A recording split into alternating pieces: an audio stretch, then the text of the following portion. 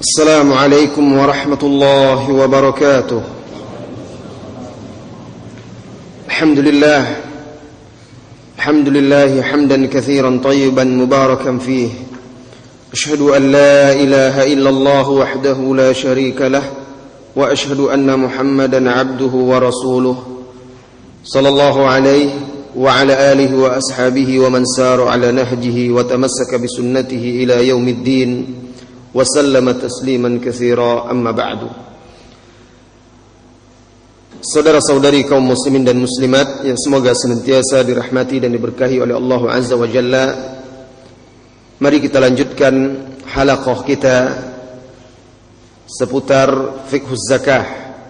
Dan pada pagi hari ini insyaallah taala kita memasuki pembahasan mengenai hukum zakat uang, zakat al-awraq an-naqdiyah atau mata uang yang beredar seperti sekarang ini di negeri kita, yaitu rupiah.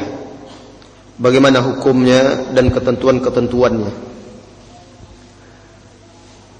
Terlebih dahulu kita definisikan di dalam bahasa fikih apa yang dimaksud dengan al-waraqun naqdi. Al-waraqun naqdi, waraq itu kertas, an-naqdi alat tukar. Yang dimaksud di sini uang. Jadi mata uang. Nah, yang dimaksud di sini definisinya hiya qit'atun min waraqin khas tuzayyanu bi nuqushin khassah wa tahmilu a'dadan sahiha yuqabiluha fil 'ada rasidun ma'dani binisbatin khassah yuhaddiduha al-qanun wa tasduru imma min al-hukuma aw min hay'atin tubihu laha al-hukuma isdaruha liyatadawaluha an-nasu umlatan wa tusamma bi asma'in khassah. Jadi yang dimaksud di sini yaitu potongan kertas khusus. Potongan kertas khusus yang di situ diberi gambar-gambar khusus dan memiliki bilangan-bilangan tertentu yang juga memiliki pecahan-pecahan dalam bentuk uang logam. Dan biasanya dikeluarkan oleh pemerintah yang sah atau lembaga-lembaga yang sah yang diizinkan oleh pemerintah untuk mengeluarkannya. Nah, ini definisi al-waraq an-naqdi, mata uang yang dimaksud dizakatkan atau tidaknya dalam pembahasan kita ini. Adapun hukum apakah wajib zakatnya atau tidak, maka para ulama telah menjelaskan dan memfatwakan bahwa mata uang kertas yang berlaku secara sah di tempat di mana seorang muslim itu berada wajib dikeluarkan zakatnya. Dan ini adalah keputusan majma' atau lembaga fikih internasional yang berada di bawah naungan Rabithah Al-Islami. Dan ini juga fatwa Al-Lajnah Ad-Daimah, Komite Tetap Riset dan Fatwa Kerajaan Arab Saudi. Ini juga pendapat yang dipilih oleh Syekh bin Baz, Syekh Ibn Utsaimin dan lain-lainnya. Dalil-dalil tentang wajibnya zakat pada uang. Kenapa ini kita bahas? Karena ada sebagian orang mengatakan tidak wajib zakat di uang itu. Dalil-dalil yang menyatakan wajib adalah firman Allah Subhanahu wa taala di surah At-Taubah yang sudah sering kita baca sebagai dalil wajibnya zakat. Walladzina yaknizuna adh-dhahaba walladzina yaknizuna adh-dhahaba wal fiddah wa la yunfiqunaha fi sabilillah fabashshirhum bi'adzabin alim. Dan orang-orang yang menyimpan emas dan perak lalu mereka tidak menginfakkannya di jalan Allah, maka sampaikan kabar kepada mereka bahwa mereka akan mendapatkan azab yang pedih. Firman Allah di sini mengatakan wala yunfiqunaha, mereka tidak menginfakkannya. Ini adalah isyarat bahwa yang dimaksud emas dan perak di sini adalah yang digunakan sebagai alat tukar. Nah, uang fungsinya adalah pengganti dari emas dan perak. Dan dia juga memiliki nilai-nilai berharga yang bisa digunakan ditukar dengan emas dan perak. Oleh karena itu termasuk dalam keumuman ayat ini. Dan dalil yang kedua firman Allah Subhanahu wa taala, khudh min amwalihim shadaqatan tutahhiruhum wa tuzakkihim biha, juga surah At-Taubah ayat 103. ambillah dari harta mereka itu sebagai sedekah. Dan ini umum sifatnya, khudh min amwalihim. Amwal, harta di sini umum, tidak ditentukan bentuk hartanya. Kemudian datang hadis-hadis yang menentukan harta-harta yang dizakatkan, maka termasuk di sana emas dan perak. Dan emas dan perak fungsinya ketika itu selain sebagai perhiasan juga sebagai alat tukar. Maka kita katakan uang berfungsi seperti emas dan perak termasuk dalam keumuman ayat yang mulia ini. Pembahasan yang berikutnya, saudara-saudari kaum muslimin dan muslimat, hukum menggabungkan uang kepada harta-harta yang lain seperti emas dan perak atau barang dagangan untuk menyempurnakan nisab. Apa hukumnya? Misal Anda punya emas atau punya perak. Misal yang pertama ini sudah sampai nisab, lalu Anda juga punya uang yang tidak sampai nisab. Ini digabungkan atau tidak? Sebenarnya ini sudah ada kita singgung pada pertemuan-pertemuan sebelumnya dalam pembahasan menggabungkan satu harta dengan harta yang lainnya. Atau Anda punya harta barang niaga, kemudian Anda juga punya uang tabungan, digabungkan atau tidak? Ini yang pertama. Contoh yang kedua, emas dan perak atau barang perniagaan Anda tidak sampai nisab, Anda juga punya harta simpanan, uang. Kalau digabungkan sampai nisab, apakah digabungkan atau tidak? Maka Syekh bin Baz rahimahullahu taala, begitu juga Komite Fikih Internasional, lembaga fikih internasional yang dinaungi oleh Rabitul Alam Al-Islami, kemudian juga Lajnah Ad-Daimah lil Fatwa, Komite Riset dan Fatwa Kerajaan Arab Saudi, memilih pendapat wajib menggabungkan uang-uang dengan barang-barang berharga yang lainnya. Barang-barang berharga yang lainnya seperti emas dan perak atau barang niagaan untuk menyempurnakan nisab. Untuk menyempurnakan nisab. Jadi wajib digabungkan. Nah, jadi ini harus kita ketahui, karena barangkali banyak di antara kita yang tidak tahu ketika dia sudah menghitung nisab dan haulnya emas atau perak yang dimilikinya, uang yang lain tidak dihitung dengan anggapan tidak sampai nisab uangnya. Padahal para ulama kita memfatwakan itu digabungkan agar bisa sampai nisabnya. Lalu nisabnya apa? Nisab uang ini. Nisab uang ini adalah nilai yang paling murah atau yang paling rendah antara emas dan perak. Nah, nisabnya bukan emas secara mutlak, tetapi nisab zakat uang itu adalah adna an-nisabaini min adz-dzahabi wal fiddah. Nisab perak kemarin berapa? 595 gram. Nisab emas adalah 85 gram emas. Nah, misal apabila nisab fiddah perak lebih murah daripada nisab nilainya, nilainya di pasaran, nisab perak lebih murah daripada nilai nisab emas. Jadi nilai nisab perak itu 595 itu ternyata dengan harga hari itu lebih murah daripada harga 85 gram emas, maka dinisabkan kepada perak. Kalau ternyata emas yang lebih murah, dinisabkan kepada emas. Ini adalah keputusan yang ditetapkan oleh lembaga fikih internasional, dan juga ini ketetapan Hay'ah Kibaril Ulama di Arab Saudi. Lembaga ulama-ulama besar Hay'ah Kibaril Ulama di Arab Saudi, dan juga ini pendapat yang dipilih oleh Lajnah Ad-Daimah, Syekh bin Baz dan lain-lainnya. Alasannya apa? Alasannya untuk atau demi menjaga maslahat orang-orang fakir, orang-orang fuqara. Kenapa? Karena dengan demikian sehingga orang-orang fuqara itu lebih segera mendapatkan santunan, tidak menunggu sampai harus, kalau dipastikan harus emas misalnya, maka nilainya tinggi, dihitung ternyata uang dia belum sampai kepada senilai itu, akhirnya tidak dikeluarkan. Karena kalau kita katakan jadi patokannya hanya emas saja, 85 gram emas itu bisa jadi nilainya tinggi sementara uang dia belum sampai. Kalau kita katakan perak saja, bisa jadi antara emas dan perak itu bisa berubah-ubah nanti nilai nisab itu. Kalau harga barangkali emas memang mahal, tetapi kan nisab perak lebih banyak daripada nisab emas, maka dilihat nanti selisih mana harga yang paling murah nilainya, itu yang diambil agar lebih bermanfaat bagi orang-orang fakir dan miskin. Dan dengan demikian juga kata para ulama, sehingga kebanyakan orang-orang yang berduit dan diberi kelimpahan harta oleh Allah Subhanahu wa taala itu semakin banyak zakatnya yang bisa dikelola untuk fakir dan miskin serta orang-orang yang berhak yang lainnya. Ini zakat uang.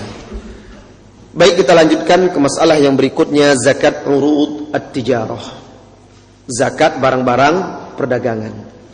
Pembahasan zakat barang perdagangan ini kita mulai dari definisinya, kemudian syarat-syarat wajibnya, kemudian bagaimana cara menilai, menakar, mengeluarkan takaran untuk zakatnya. Kemudian nanti akan dibahas juga termasuk di situ zakat saham dan cek, dan juga cara mengeluarkan zakat urud tijarah itu. Baik, kita definisikan dahulu apa yang dimaksud dengan urud tijarah, barang perniagaan yang diwajibkan zakat padanya. Yang dimaksud urud tijarah itu adalah al-malu al-mu'addu lit-tijarah, harta yang memang disiapkan untuk diperdagangkan, dijual belikan. Baik itu barang dagangan itu dari komoditi-komoditi yang diwajibkan zakat padanya, seperti hewan ternak, ataupun tidak termasuk dalam komoditi zakat, namun karena dia diperdagangkan maka dia masuk dalam zakat perniagaan. Contohnya pakaian, orang jual pakaian. Pakaian kan tidak termasuk dalam barang zakat, tetapi karena dia disiapkan atau karena dia dijadikan barang dagangan, maka di sini wajib dikeluarkan zakat. Hukum zakat pada barang-barang perniagaan yang tidak hukum zakat pada barang-barang yang tidak diniatkan untuk diperjualbelikan. Hukum zakat pada barang-barang yang tidak diniatkan untuk diperjualbelikan atau diperdagangkan. Misalnya Anda beli mobil, walaupun banyak Anda punya mobil, mungkin misalnya Anda punya mobil 4 dan mungkin salah satu atau duanya tidak terpakai, tapi bukan untuk dijual. Bagaimana hukumnya? Atau Anda punya beberapa rumah tetapi bukan untuk dijual, apa hukumnya? Tidak ada zakat atau tidak wajib zakat pada barang-barang yang tidak disiapkan atau diniatkan untuk diperjualbelikan atau diperdagangkan. Dalilnya yang pertama adalah hadis Abu Hurairah radhiyallahu anhu yang dikeluarkan oleh Bukhari dan Muslim, dan lafaz ini adalah lafaz Imam Muslim, anna an-nabiy sallallahu alaihi wasallam qala, bahwa Nabi sallallahu alaihi wasallam bersabda, laisa 'alal muslimi fi 'abdihi wala farasihi shadaqah. Tidak wajib atas seorang muslim untuk mengeluarkan zakat pada budaknya dan kudanya. Jadi tidak wajib pada seorang muslim untuk mengeluarkan zakat pada budaknya dan kudanya. Kalau kuda di sini kan bisa kita kiaskan sekarang dengan kendaraan kita, mobil, sepeda motor, ya. Nah, yang kita pakai, yang dimaksud hadis di sini adalah yang digunakan tidak untuk diperjualbelikan. Jadi menunjukkan harta-harta yang digunakan untuk kepentingan pribadi, pemakaian, kebutuhan, itu tidak dizakatkan. Ini menunjukkan bahwa zakat itu disyariatkan bukan untuk memberatkan, membebani dan menyulitkan umat Islam. Kemudian dalil yang kedua adalah ijma'. Ijma' bahwa para ulama sepakat tentang hal ini, sebagaimana dinukilkan oleh Al-Imam Al-Mawardi, Ibnu Rushd, Ibnu Qudamah, An-Nawawi, dan Ibnu Jazzi. Ini barang-barang yang dibeli tidak diniatkan untuk dizakatkan. Yang kedua, hukum barang-barang yang dibeli memang untuk dijual, diperdagangkan, walaupun mungkin lakunya masih lama. Seperti orang jual mobil kan tidak bisa seperti orang jual harian, barang harian. Kadang berbulan-bulan dia tidak laku. Kadang setahun cuma berapa yang laku. Nah, bagaimana hukumnya? Apakah dikeluarkan zakat atau tidak? Wajib dikeluarkan zakat pada barang-barang yang memang diniatkan atau disiapkan untuk diperjualbelikan. Dan ini adalah ittifaq, kesepakatan mazhab fikih yang 4. Seperti mazhab fikih, mazhab Hanafi, Maliki, Asy-Syafi'iyah wal Hanabilah. Dan ini adalah pendapat jumhur ahlul ilmi, mayoritas ulama. Dan ada sebagian ulama yang menyelisihinya, artinya berpendapat tidak ada di situ. Tetapi itu adalah pendapat-pendapat yang syadz atau yang ganjil. Dalil tentang wajibnya zakat urud tijarah, barang yang disiapkan untuk diperjualbelikan, keumuman firman Allah Subhanahu wa taala di surah At-Taubah ayat 3, khudz min amwalihim. Ini dalil dari ayat Al-Qur'an. Dalil dari As-Sunnah, hadis Ibnu Abbas radhiyallahu anhuma yang dikeluarkan oleh Bukhari dan Muslim, anna Nabiy sallallahu alaihi wasallam qala li Mu'adz hina ba'athahu ila al-Yaman, bahwa Nabi sallallahu alaihi wasallam berkata kepada Mu'adz ketika beliau mengutusnya ke Yaman, a'limhum anna Allah iftarada alaihim sadaqatan fi amwalihim. Beritahukan kepada mereka bahwasanya Allah mewajibkan atas mereka zakat dari harta mereka. Nah, ini termasuk harta, maka wajib dikeluarkan zakat. Dalil yang ketiga yaitu athar sahabat, athar yang diriwayatkan dari sahabat Abdullah bin Umar radhiyallahu anhuma. Beliau berkata, laisa fil urudi zakatan illa makana lit-tijarah. Tidak ada zakat, kata Ibnu Umar, pada barang-barang kecuali yang disiapkan untuk diperjualbelikan. Nah, athar ini diriwayatkan oleh Ibnu Abi Syaibah, Al-Baihaqi, disahihkan oleh Imam Asy-Syafi'i, kemudian juga diriwayatkan oleh Ibnu Hazm, Ibnu Hajar, dan disahihkan oleh Imam An-Nawawi. Jadi saudara-saudari kaum muslimin dan muslimat, dengan demikian pendapat yang kuat adalah bahwa barang-barang niaga itu wajib diperjualbelikan. Kita masuki pembahasan yang berikutnya, syurut wujub zakat fi urud at-tijarah. Syarat wajibnya zakat barang-barang perniagaan. Syarat yang pertama, wahai saudara-saudari kaum muslimin dan muslimat, jika Anda adalah seorang pedagang atau saudagar atau juragan, syarat yang pertama adalah niyatut tijarah indat tamalluk. Yang pertama, niat berdagang ketika memiliki harta itu. Jadi niat berdagang ketika memiliki harta. Ada tidak kita niatkan untuk menjual atau diperjualbelikan? Nah, para ulama memang berbeda pendapat dalam masalah ini. Ada dua pendapat. Syarat ini apakah disyaratkan ketika Anda membeli barang itu, disyaratkan Anda berniat bahwa barang ini dibeli memang untuk jualan atau tidak? Nah, ada dua pendapat ulama. Yang pertama, disyaratkan seseorang itu meniatkan ketika dia memiliki harta tersebut, dia niatkan untuk dia berdagang. Nah, ini adalah kesepakatan mazhab yang 4. Bahkan ada dihikayatkan ijma', tetapi hikayat tersebut lemah. Dalil pendapat yang pertama ini adalah hadis Rasulullah sallallahu alaihi wasallam yang masyhur, yang kita kenal, innamal a'malu binniyat. Sesungguhnya amalan itu tergantung niatnya. Wa innama likulli imri'in ma nawa, dan seseorang itu hanya mendapatkan apa yang dia niatkan. Hadis ini sifatnya umum, amalan itu harus ada niatnya. Dan tijarah, perdagangan itu juga adalah amalan, maka wajib di situ disertai dengan niat bahwa dia akan berdagang. Ini pendapat yang pertama. Pendapat yang kedua, tidak disyaratkan pada barang-barang perniagaan itu harus diniatkan untuk berdagang di awal dia menguasai atau memiliki harta tersebut. Ini diriwayatkan dari Imam Ahmad, kemudian juga dalam mazhab Syafi'i seperti Al-Imam Al-Karabisi juga memegang pendapat ini. Dan Syekh Ibn Utsaimin serta Lajna Ad-Daimah juga memegang pendapat ini. Tidak ada harus disyaratkan ketika pertama kita memiliki harta tersebut harus diniatkan untuk diperdagangkan.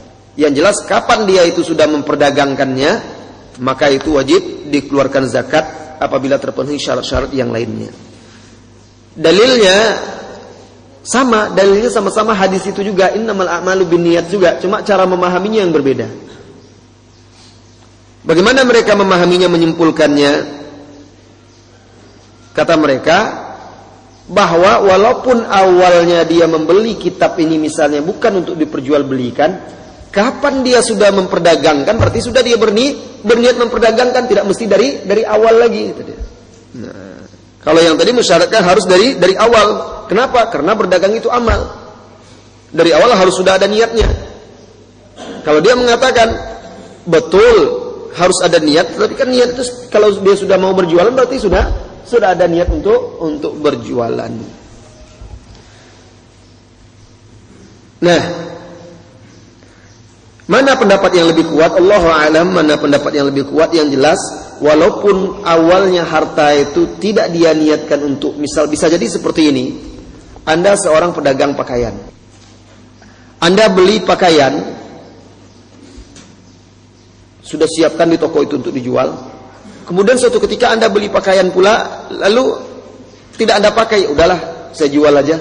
Jadi niat yang pertama kan tidak untuk dizakatkan. Kemudian ternyata juga tidak Anda pakai, Anda sudah letak di toko aja, masukkan dia gabung sama barang-barang itu.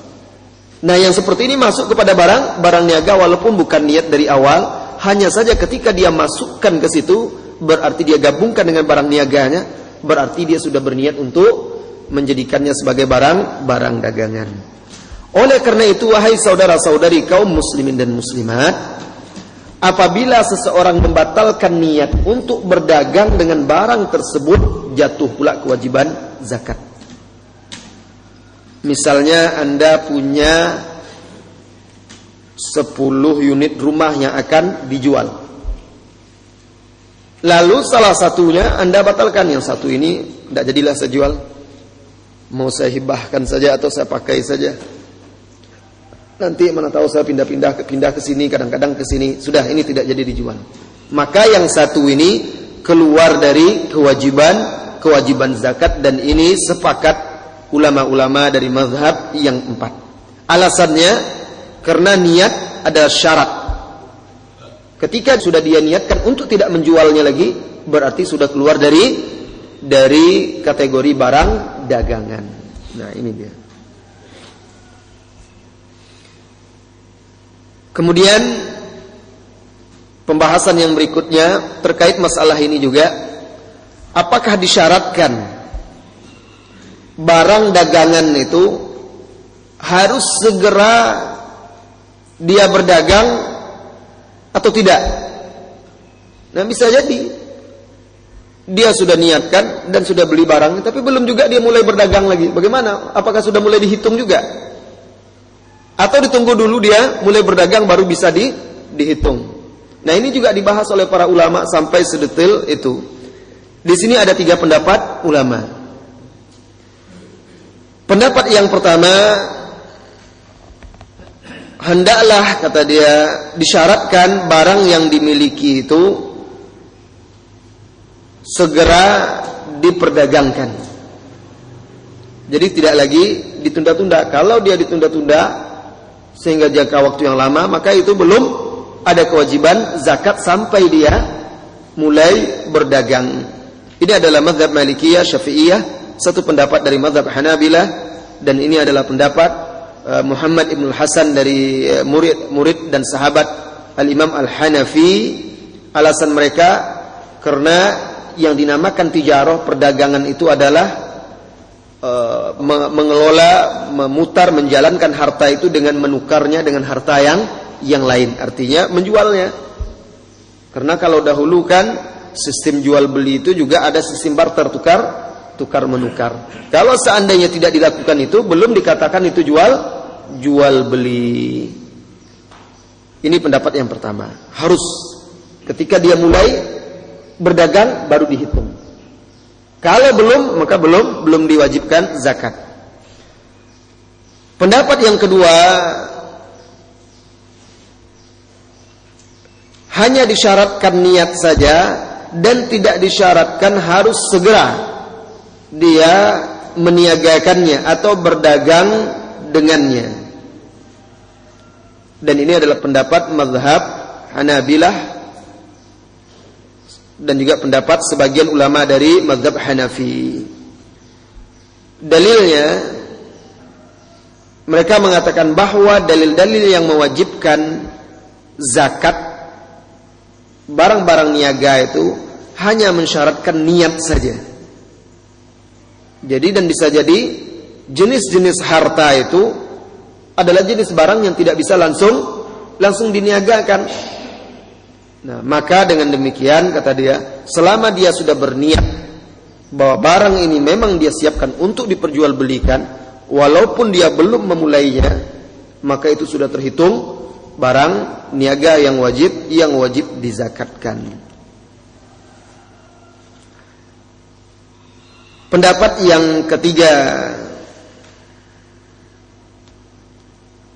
ketiga ini adalah pendapat yang dipilih oleh Syekh Ibnu Utsaimin dan difatwakan oleh Lajnah Daimah serta Muktamar Zakat yang keempat. Muktamar Zakat yang keempat, bahwa mereka berpendapat tidak disyaratkan dalam wajibnya zakat urut tijarah itu harus diperdagangkan segera ataupun ditunda, walaupun dia belum memperdagangkannya. Bahkan sekedar berniat saja dia untuk memperdagangkan, itu sudah terhitung harta niaga yang wajib dizakatkan. Kalau yang kedua tadi tetap harus diperdagangkan, tetapi tidak segera. Nah, pendapat yang ketiga, asal niat saja untuk dia niagakan, itu sudah terhitung barang niaga yang wajib padanya zakat apabila sampai nisabnya. Ini berdasarkan keumuman hadis Rasulullah sallallahu alaihi wasallam, innamal a'malu binniyat wa innamal likulli imri'in ma nawa. Apakah ada perbedaan kewajiban zakat dengan pedagang yang menimbun hartanya menunggu sampai barang naik baru dijualnya dalam hukum zakat ini, dengan orang yang memang langsung memutar hartanya? Ada orang terkadang kan seperti itu. Misalnya kalau orang yang membeli dolar misalnya, ya niat dia untuk dijual nanti. Jadi ada orang memang dia beli dolar itu niatnya, atau beli emas niatnya adalah untuk dijual, tetapi tidak segera, dia tunggu sampai nanti harga naik. Nah, ada orang yang memang dia langsung berjual beli. Nah, ini disebut orang yang langsung berjual beli ini disebut at-tajir al-mudir, yang langsung memutar hartanya. Dan pedagang yang menimbun hartanya menunggu sampai naik harga barang itu disebut at-tajir al-muhtakir. Para ulama menjelaskan la farqa bainahuma, tidak ada beda di antara keduanya. Keduanya wajib menzakatkan hartanya di setiap tahun. Walaupun orang yang menyimpan dolar ini tahun ini belum diperjualbelikannya, karena dia masih belum butuh untuk diperjualbelikan, tapi niatnya memang akan dijual nantinya, berarti itu sudah termasuk barang niaga. Nah, ini sudah termasuk barang niaga, maka tetap wajib mengeluarkan zakatnya. Misalnya dia menyimpan hartanya dolar atau emas yang dia beli, menunggu harganya naik sampai setahun, sampai 2 tahun belum dia jual lagi, itu tetap wajib dikeluarkan zakat dari uang tersebut, dolar tersebut setiap tahunnya. Ini adalah pendapat mayoritas ulama, jumhur ulama. Adapun alasannya, bahwa haul itu disyaratkan pada harta tersebut, bukan pada jenis apakah dia memang langsung dijual atau tidaknya. Tetapi kalau dia sudah termasuk barang niaga, ya sudah wajib zakat. Ini dia alasan-alasannya. Syarat yang berikutnya wajibnya zakat barang niaga yaitu bulughun nisab, sampainya nisab. Nah, kita sudah jelaskan tadi keputusan Lajnah Daimah, kemudian juga Hay'ah Kibaril Ulama, dan juga Majma' komite atau lembaga fikih internasional, bahwa nisab urud at-tijarah, barang perniagaan itu adalah nisab emas dan perak, yaitu yang paling rendah nilainya di antara keduanya. Dan ini pendapat mayoritas ulama dulu dan sekarang. Jadi silahkan dilihat ketika perkiraannya sudah sampai nisab, mana yang paling murah nilainya, itu yang diambil. Berapa takaran wajib yang harus dikeluarkan dari barang-barang, berapa takaran zakat yang wajib dikeluarkan dari barang-barang perniagaan? Takaran yang wajib dikeluarkan itu sama dengan zakat harta atau zakat emas dan perak, yaitu rubu' al-usyur atau 2,5%. Bagaimana cara menghitung zakat perniagaan? Bagaimana cara kita menghitung zakat perniagaan tersebut? Saudara-saudari kaum muslimin dan muslimat yang semoga senantiasa dirahmati dan diberkahi oleh Allah Subhanahu wa taala. Sebagaimana yang kita jelaskan tadi, bahwa nisab urud tijarah, barang-barang perniagaan itu adalah nisab emas dan perak, dan diukur, dihitung mana yang paling maslahat, paling berguna untuk orang miskin di antara nisab keduanya. Apabila telah diukur nilai salah satu emas dan perak itu, kemudian hitung harta niaga kita. Harta di sini adalah harta yang memang disiapkan untuk diperdagangkan, tidak termasuk di situ fasilitas-fasilitasnya seperti lemari, rak-rak, tokonya, karena itu tidak kita jual. Jadi betul-betul barang-barang yang kita jual.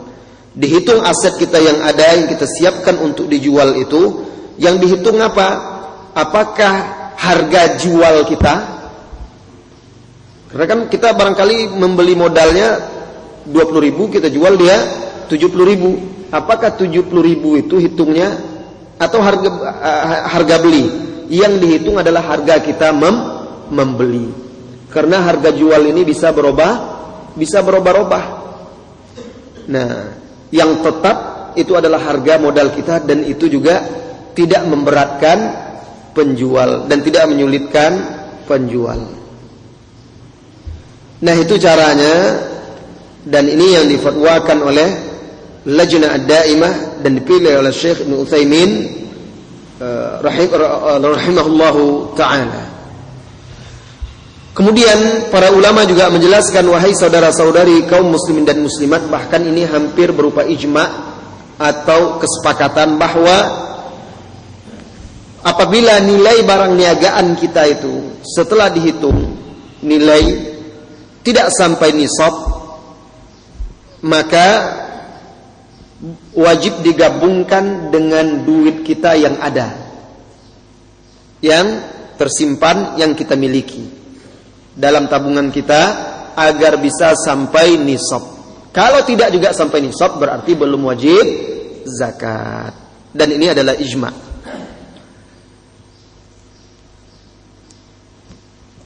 Kapan dihitung, dianggap, kapan barometer dianggap telah sempurna nisab? Apa maksudnya ini? Maksudnya begini, karena orang berdagang ini kan sulit, untung ruginya itu kan silih berganti, tidak stabil.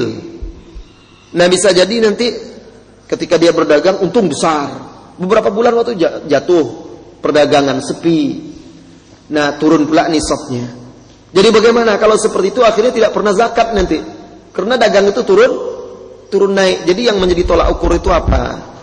Apakah awal pertama kita berdagang itu sudah dihitung, ataukah nanti pas di tengah-tengah, ataukah pas sudah sampai haul saja sudah kita mulai berdagang itu kapan? Misal kita mulai berdagang bulan Ramadan. Ramadan depan kita lihat sudah sampai nisab langsung dikeluarkan, atau bagaimana? Nah, ini juga dibahas dan ini juga perlu diperhatikan agar kita tidak salah dalam mengeluarkan zakat. Ada 3 pendapat ulama dalam masalah ini. Pendapat yang pertama mengatakan nisab yang sah atau yang dianggap sah untuk wajibnya zakat urut tijarah itu cukup di akhir haul saja. Cukup di akhir haul saja. Misalnya Anda waktu itu mulai berdagang di bulan Ramadan, maka tidak perlu Anda di pertengahan, misalnya di bulan Zulhijjah misalnya, atau di bulan Rajab, Anda hitung cepat sudah sampai atau belum perkiraan. Cukup bulan Ramadan nanti saja. Di bulan Ramadan itu dilihat sampai nisab atau tidak. Kalau tidak sampai ya tidak wajib zakat. Kalau sampai nisab, keluarkan zakat. Nah, ini pendapat yang pertama, dan ini adalah pendapat mazhab Malikiyah serta mazhab Asy-Syafi'iyah. Alasannya bahwa inilah yang terjadi, atau seperti inilah yang terjadi di zaman Nabi SAW dan Khulafaur Rasyidin. Dahulu petugas zakat, atau disebut su'ah, ya, su'ah atau as-sa'i bentuk mufradnya, itu adalah petugas zakat yang sah dari pemerintah. Mereka mengumpulkan zakat daripada pedagang-pedagang itu berdasarkan harta yang ada ketika itu. Lalu mereka tidak menanyakan ini kapan sampai nisabnya, bulan kapan sampai nisabnya. Itu mereka tidak menanyakan. Pokoknya mereka mendatangi pedagang, langsung dihitung, sudah sampai nisab, keluarkan zakat. Sudah setahun belum ini? Sudah, dihitung, lihat. Sampai nisab langsung dikeluarkan. Tidak ditanyanya, ini sudah setahun, kapan mulai sampai nisabnya? Tidak. Mereka tidak menanyakan hal tersebut. Nah, mereka juga tidak menanyakan sudah berapa bulan nisabnya. Tetapi mereka cukup mengambil zakat saja kepada mereka tanpa menanyakan itu, menunjukkan bahwa yang menjadi tolak ukur adalah nisab di akhir haul. Nah, ini pendapat yang pertama. Kemudian alasan yang kedua, karena zakat perniagaan itu terkait dengan nilai, bukan dengan barangnya, dengan nilainya. Dan untuk mengukur selalu nilainya itu akan menyulitkan orang. Karena seperti yang saya katakan tadi, perdagangan itu tidak stabil nilai-nilai itu, ya. Bisa berubah-ubah nanti. Bisa naik turun, jatuh dan lain sebagainya. Maka akan menyulitkan. Cukup yang menjadi patokan itu adalah nisab di akhir haul. Ini pendapat yang pertama. Pendapat yang kedua berpendapat bahwa patokan nisab itu adalah sepanjang haul. Apabila nisab berkurang, maka harus diulang lagi haul yang baru. Ini pendapat yang kedua. Setiap kali berkurang, terputus haulnya. Misalnya dia mulai dagang, jumlahnya sudah, pertama dia modal dagang sudah sampai kepada wajib zakat. Rupanya bulan kedua merosot, 3 bulan, 4 bulan, 5 bulan merosot, tidak sampai lagi nisab, maka harus dimulai lagi nisab yang baru, terputus haulnya. Ini adalah pendapat mazhab Hanabilah dan juga pendapat Ibnu Suraij dari mazhab Syafi'iyah, dan ini mereka kiaskan kepada zakat hewan ternak dan zakat mata uang atau zakat emas dan perak. Mereka kiaskan kepada hewan ternak, kapan dia berkurang diulang hitung lagi. Begitu juga dengan uang atau emas dan peraknya. Kemudian alasan mereka karena ini termasuk harta yang disyaratkan padanya nisab dan haul, maka sama seperti harta-harta yang lainnya, kapan berkurang maka harus diulang lagi. Pendapat yang ketiga berpendapat bahwa nisab itu yang menjadi patokan adalah pertama dan terakhir. Kalau yang tadi cuma akhir saja, akhir haul. Pokoknya udah sampai setahun, ditengok yang terakhirnya. Kalau yang pendapat yang ketiga ini, pertama dia mulai awal tahunnya itu sudah sampai nisab, kemudian dilihat akhir haulnya sampai nisab juga atau tidak. Nah, kalau sudah sama-sama sampai nisab baru dikeluarkan zakat. Ini pendapat yang ketiga. Tidak masalah bagi dia kalau di tengah-tengah, di bulan yang kelima, keenam dan ketujuh berkurang, tidak ada masalah. Yang penting pertama tadi sudah sampai nisab, di akhir tahun juga sudah sampai nisab. Ini adalah pendapat mazhab Hanafiyah dan juga pendapat Syafi'iyah, karena kata mereka untuk mengukur nisab itu setiap bulan, setiap waktu itu menyulitkan. Maka cukuplah di awal dan di akhir. Cukup di awal dan di akhir. Kemudian kata mereka, kenapa dikatakan dijadikan patokan di awal dan di akhir?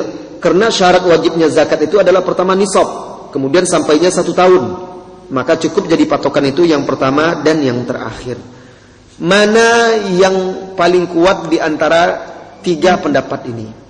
Jadi dari 3 pendapat ini kan tidak satu pun yang mendatangkan dalil dari hadis dan lain sebagainya. Kenapa? Karena ini masalah ijtihadiyah. Memang tidak ada keterangannya dari Rasulullah Sallallahu Alaihi Wasallam. Maka pendapat yang pertama itu sebenarnya adalah pendapat yang lebih mendekati, bahwa di zaman Rasulullah SAW mereka tidak disibukkan dengan menanya kapan mulainya ini, kapan mulainya itu. Yang penting setiap tahun dihitung barang niaga itu sampai nisab keluarkan zakat. Setiap tahun dihitung sampai nisab keluarkan zakat. Maka yang ini pertama akan lebih memudahkan pedagang, kemudian juga akan lebih berguna bagi orang fakir dan miskin, selain juga mendekati kepada sunnah Rasulullah Sallallahu Alaihi Wasallam walaupun tidak ada dalil tegas. Allahu a'lam bis-shawab. Syarat yang berikutnya yaitu mudiyul haul, berlalunya 1 haul dari semenjak dia berniaga atau sampai nisab yang pertama menurut salah satu pendapat ulama. Dalil-dalil tentang wajibnya haul ini sudah kita jelaskan pada pembahasan sebelumnya. Hadis Ali bin Abi Thalib radhiyallahu anhu bahwa Nabi sallallahu alaihi wasallam bersabda, "La zakata fi malin hatta yahula alaihi al-haul." Tidak wajib zakat pada harta yang tidak sampai 1 tahun haulnya.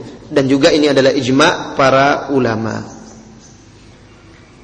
Saudara-saudari kaum muslimin dan muslimat yang semoga senantiasa dirahmati dan diberkahi oleh Allah Subhanahu wa taala. Kita lanjutkan pembahasan yang berikutnya, yaitu kaifiyat menghitung zakat tijarah secara mendetail. Ini lebih mendetail lagi. Yang pertama, ya, yang dihitung itu adalah barang-barang, pokoknya semua barang-barang niaga yang dimiliki oleh pedagang tersebut, dan ini mencakup hal yang berikut. Yang pertama disebut oleh para ulama kita al-bidha'ah, yaitu barang-barang yang akan dijual itu, baik yang masih di dalam gudang atau yang sudah di tokonya atau di showroomnya, atau masih dalam perjalanan, ya, atau yang berada pada agen-agennya. Mungkin dia punya karyawan yang memasarkan keluar kota barang itu. Jadi itu termasuk barang dia yang belum terjual itu. Maka itu harus dihitung karena itu sudah disiapkan untuk dijual. Ada yang di gudang itu dihitung. Kemudian dia sudah beli, sekarang dalam perjalanan pengiriman barang dari Jawa misalnya memakan waktu 2 minggu. Sekarang sudah masuk waktu wajib dia zakatnya, sudah 1 tahun nih dia berdagang. Nah itu dihitung. Atau juga orang sudah berkeliling menjualkan, dia udah kirim ke sana, dan belum dibeli orang. Beda kalau sudah dibeli orang, itu sudah keluar dari aset dia. Itu memang barang dia, orang, anggota-anggota dia yang dia tugaskan untuk memasarkannya. Maka itu juga dihitung. Kemudian yang kedua yang termasuk juga untuk dihitung, barang-barang yang dibeli oleh pedagang itu dengan sistem pemesanan. Nah, dengan sistem pemesanan. Misal dia order pakaian mungkin misalnya dalam partai besar, sehingga kan tidak selesai semuanya, tetapi dia bayar dan dia sudah ada kesepakatan. Nah, itu dia hitung modalnya. Itu juga termasuk barang yang dia persiapkan untuk dia jual. Kemudian yang berikutnya termasuk barang-barang yang dihitung dalam barang-barang niaga. Perhiasan-perhiasan yang dipersiapkan untuk diperjualbelikan. Apa saja perhiasan ini? Emas, perak, mutiara dan lain sebagainya. Kalau itu untuk dijual, maka itu dikeluarkan zakat. Kemarin kita sebutkan seperti batu-batu yang berharga, itu tidak ada zakatnya. Perhiasan batu-batu yang berharga walaupun lebih mahal dari emas. Tapi kalau disiapkan untuk diperniagakan, dijual belikan, seperti intan, seperti misal mutiara, dia berdagang mutiara, maka itu termasuk urut tijarah, harus dihitung zakatnya. Kemudian juga termasuk barang niaga yang harus dihitung zakatnya saham. Saham yang dibeli dengan niat untuk diperdagangkan, itu juga harus dihitung. Kan ada orang yang jual beli saham, dan kalau saham itu bukan fiktif, memang saham yang real, maka itu harus dikeluarkan zakatnya. Karena kan ada pasar saham ya, bursa saham, jual beli saham. Kalau itu ada yang boleh, ada yang tidak. Kalau itu fiktif itu tidak boleh, haram hukumnya. Tapi kalau itu real, sahamnya itu adalah saham yang real, maka itu termasuk barang niaga yang berharga dan harus dikeluarkan zakatnya atau dihitung zakatnya. Kemudian juga properti-properti yang dibeli dengan niat untuk dijual. Tanah, bangunan yang dibeli untuk niat diperdagangkan, itu juga harus dihitung. Kemudian hewan-hewan yang dibeli dengan niat untuk diperdagangkan, seperti onta, sapi, kambing, dan sejenisnya. Nah, orang yang ini bagaimana zakatnya? Kan onta, sapi, sejenisnya kan ada zakat hewan ternak. Kalau dia bukan peternak, tetapi dia pedagang, maka zakat yang dikeluarkan adalah zakat perniagaan. Nah, kadang kan ada orang pedagang sapi itu kan banyak sapinya. Nah, sambil berdagang tentu harus diberi makan, kayak menggembala pula dia. Nah, ini yang mana sebenarnya zakatnya yang akan dikeluarkan nih? Jadi yang dikeluarkan adalah salah satu zakat itu sesuai dengan niatnya. Kalau dia niat beternak, maka itu adalah zakat hewan ternak. Kalau dia niat memelihara itu adalah untuk dia perdagangkan, yang dikeluarkan adalah zakat perniagaan. Tentu hitung-hitungannya berbeda.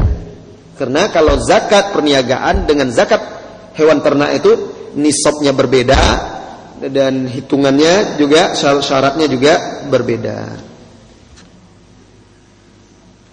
Kemudian juga para ulama menjelaskan termasuk barang-barang yang dihitung sebagai barang perniagaan, yaitu barang-barang yang dipakai untuk membangun, ya, untuk membangun barang-barang bangunan yang diperjualbelikan, maka itu termasuk barang-barang niaga yang juga wajib dihitung zakatnya. Misalnya toko bangunan